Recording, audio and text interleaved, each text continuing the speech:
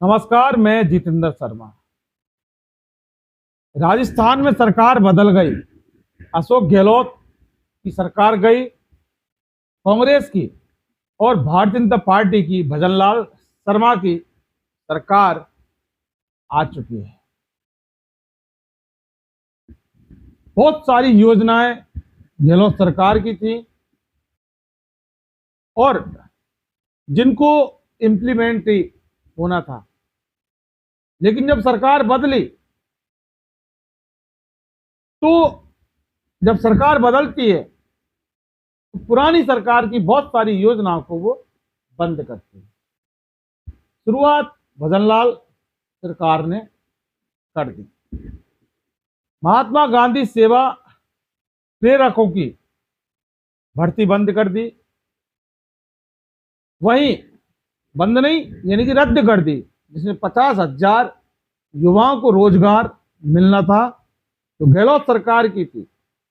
वहीं दूसरी तरफ उससे ठीक एक दिन पहले राजीव गांधी युवा इंटर्नशिप जो प्रोग्राम था, उस योजना को बंद कर दिया।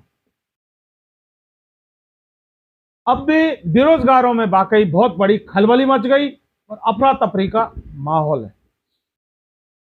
हालांकि जब सरकार ने यह कहा था कि हम कोई भी योजना बंद नहीं करेंगे, कोई भी जो सरकार की है उसको बंद नहीं करेंगे, बंद करने के बाद भजनलाल सरकार ने फिर एक जस्टिफाई किया कि साहब लोक कल्याणकारी योजनाओं को बंद नहीं करेंगे। लेकिन सवाल यह कि बेरोजगारों की जो भर्ती बंद की, भर्ती रद्द की, जब वह लोक कल्याणकारी नहीं थी भजनलाल सरकार की नजर में।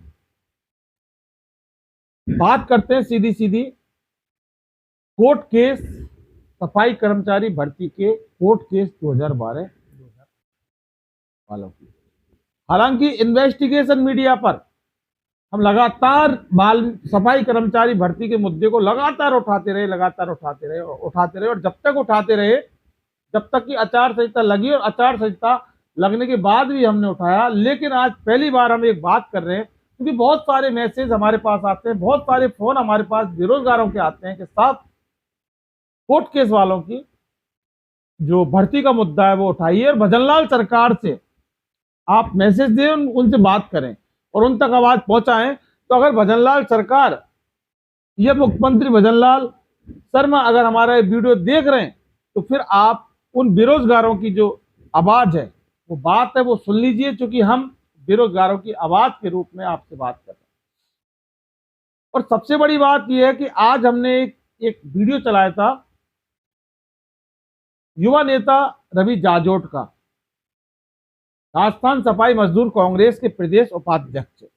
उन्होंने अजय कंडारा के मर्डर केस में कुछ बोला, और जब उसके बाद कई सारे कमेंट वाकई जब हमने देखे तो हमने भी सोचा कि वाकई मामला बहुत गंभीर है और बेरोजगारों की समस्या है।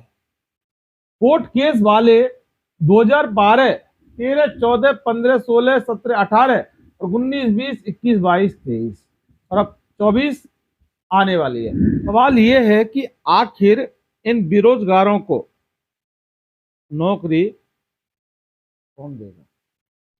अब मैं आपको बता दूं कि रवि जाजोट का जैसे ही वीडियो पब्लिश हुआ, उसके बाद बहुत सारे कमेंट हैं, वो आप स्क्रीन पर देखेंगे। मैं यहां आपको पढ़ के बताता हूं। एक की यूजर है लक्ष्मण मेधा 3208 नाम से आईडी बनी है। रवि जी, बहुत दिनों के बाद आप लाइव आए हो। 2018 वाले सफाई कर्मचारी कोर्ट केस वालों का क्या हुआ, स्क्रीन पर आप ये देख सकते हैं। ये लक्ष्मण मेधा। इसके बाद यही लक्ष्मण मेधा फिर बोलते हैं कि कोर्ट केस सफाई कर्मचारियों के बारे में एक वीडियो बनाई है। तो लक्ष्मण मेधा, आपने जो आज कमेंट डाला उसके बाद हम ये वीडियो बना रहे हैं, आप ये देख सकते हैं, और हो सकता है इसको ज्यादा से ज्यादा शेयर करें, जिससे कि कोर्ट केस वाले और भी इस वीडियो को देख सकें। लेकिन सवाल यह है कि मामला कोर्ट केस वालों का है। कोर्ट केस वालों को नियुक्ति अभी तक मिली नहीं। और उसके बाद जो मामला जो सफाई कर्मचारी भर्ती को लेकर उपजेगा, गहलोत सरकार में बहुत बड़े आंदोलन हुए थे सफाई कर्मचारी भर्ती को लेकर, और इसमें भी काफी सारा विवाद हुआ था कि सफाई कर्मचारी भर्ती बाद में, पहले कोर्ट केस वालों की भर्ती होनी चाहिए। लेकिन अब भजनलाल सरकार किस तरह से इस पूरे मामले को देखती है, कोर्ट केस वालों को पहले देखती है, सफाई कर्मचारी को देखती है, और हमें तो नहीं लगता कि वो किसी भी मामले को देखेगी, क्योंकि गहलोत सरकार की योजनाओं को तो, भर्तियों को तो बंद करने में तुली हुई है।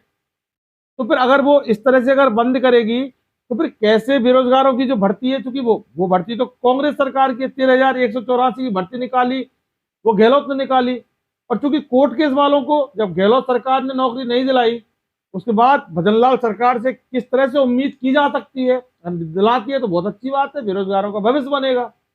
लेकिन 2012-2018 यानी कि पूरे 10 साल हो गए, तो कहीं ना कहीं होकर कोर्ट केस वालों के मुद्दे को लेकर भजनलाल सरकार को एक गहनता से अध्ययन करना चाहिए, मीटिंग बैठानी चाहिए, और जो कोर्ट से जीते हुए हैं, सवाल यह है कि कोर्ट से वो जीत कर आए और कोर्ट का सीधा सीधा आदेश है कि इनकी जो नियुक्ति है, जो जिस तरह से डिजर्व कर रहा है, उसको आप क्लियर करके दें। लेकिन डीएलवी ने किस कुछ कुछ शहरों में कुछ कुछ नौकरियां दे दी और इतिश्री कर ली अपनी जिम्मेदारी से। सवाल यह है कि डीएलवी पर भ्रष्टाचार के बहुत सारे आरोप लगते रहे, और जो डीएलवी के निदेशक जो हृदय कुमार शर्मा है ना, वो वाकई उन्होंने कोर्ट केस वालों के साथ बहुत बड़ा छलावा किया, बहुत बड़ा धोखा किया, और उनके साथ उनके जीवन पर, उनके अरमानों पर बहुत बड़ा कुठाराघात हृदय शर्मा ने किया।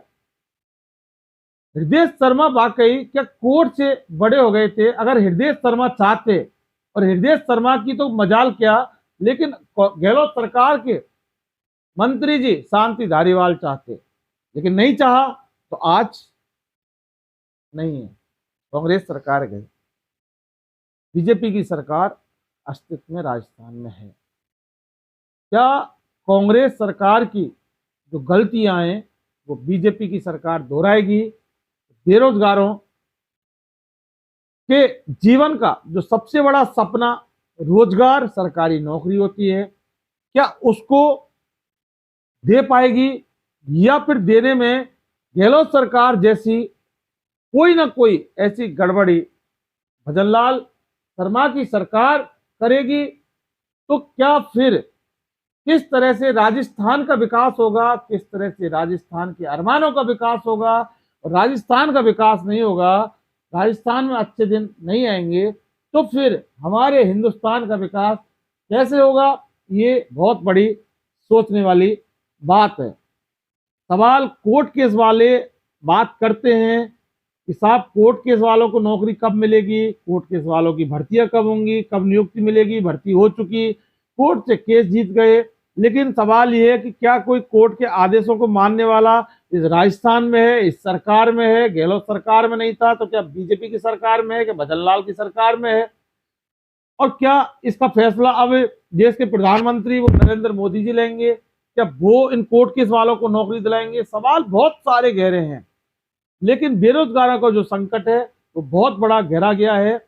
और जो गहलोत सरकार जा चुकी, और राजस्थान में भजनलाल शर्मा की सरकार आ गई, लेकिन भजनलाल जो शर्मा की सरकार है किस तरह से बेरोजगारों के साथ कुठाराघात शुरू में ही करने लग गई, जिन्होंने महात्मा गांधी सेवा प्रेरकों की जो भर्ती बंद कर दी, और जो युवा मित्र राजीव गांधी हैं उनकी योजना बंद कर दी, तो ऐसे में क्या उम्मीद की जा सकती है कि भजनलाल शर्मा की जो सरकार है वो कोर्ट केस वालों को नियुक्ति दिलवा सकती है? सवाल ये नहीं है कि उनको कोई भर्ती करनी पड़ेगी, उस भर्ती में फिर उनको फॉर्म भरवाने पड़ेंगे, परीक्षा आयोजित करवानी पड़ेगी, ऐसा तो कुछ है ही नहीं, वो सब कुछ हो चुका।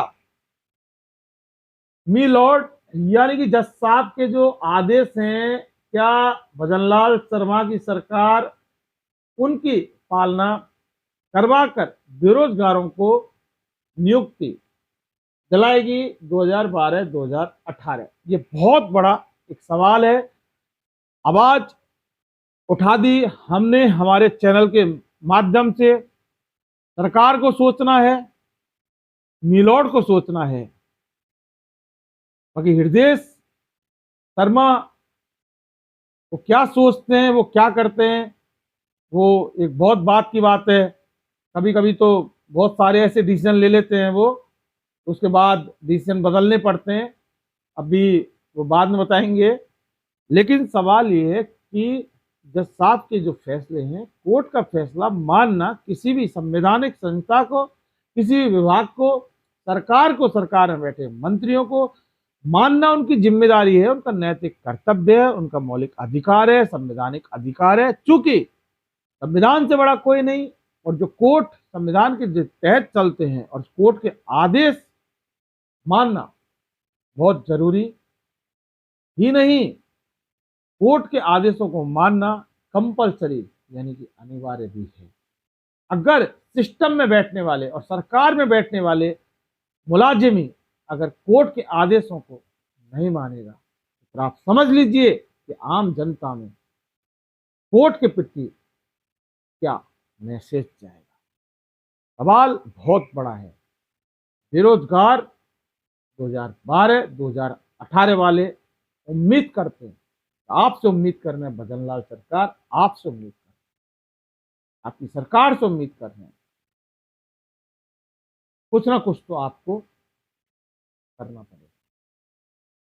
माना कि बीजेपी की सरकार है, 2 करोड़ नौकरी देने का वादा 2014 से आपके प्रधानमंत्री, हमारे प्रधानमंत्री मोदी ने आज तक पूरा नहीं किया। उम्मीद आपसे फिर भी की जा रही है कि आप कोर्ट केस वालों की नियुक्ति को तो करवाइए, नहीं भर्ती बात में देख। आपसे बहुत उम्मीद है सरकार, बहुत उम्मीद। दोस्तों, आपने अगर हमारा इन्वेस्टिगेशन मीडिया चैनल सब्सक्राइब नहीं किया तो फौरन कर लीजिए, और नीचे बेल आइकन जैसी घंटी को जरूर दबाइए, जिससे कि हमारे आगे आने वाले वीडियो के नोटिफिकेशन आपको तुरंत मिल सके।